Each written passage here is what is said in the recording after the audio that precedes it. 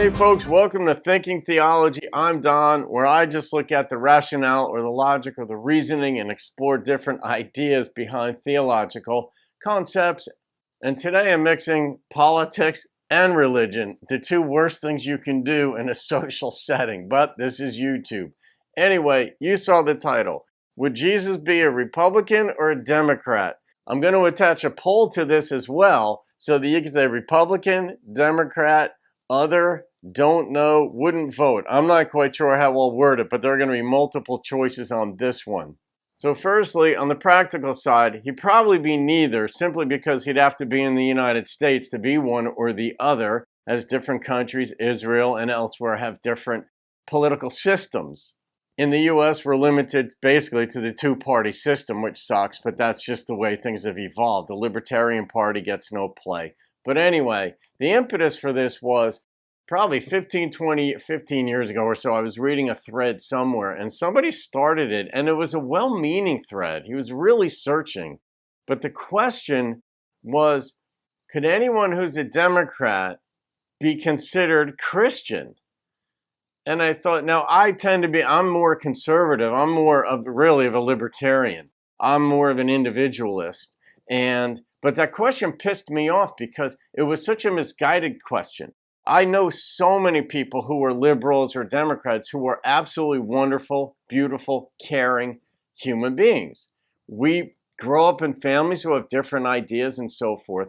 But I just thought it was a woefully misguided question, even though the person wasn't being mean-spirited. He wasn't throwing out invective in that thread, and other people piled in, of course, because once you mix politics and hardcore theological positions in things, it goes off the rails pretty quickly, which it did. But I suppose I would simply say, who knows if Jesus would even vote?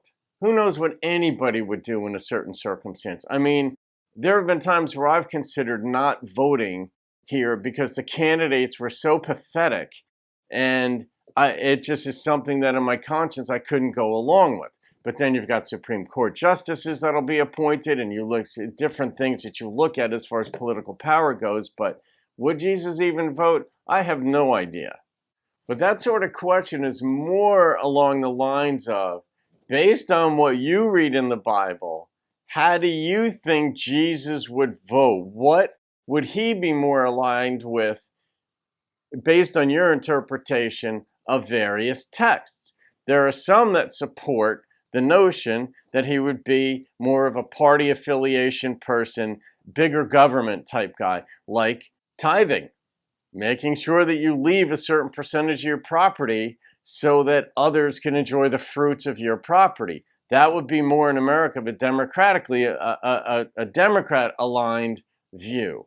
Now, if you consider conservatives, as I do, to be more independent thinkers and like work hard and don't rely on others for things, then there are things in the Bible that suggest you have to be willing to stand for yourself. In fact, a lot of it in there is when the Christian movement was new, it was like, don't buckle under the pressure, think for yourself.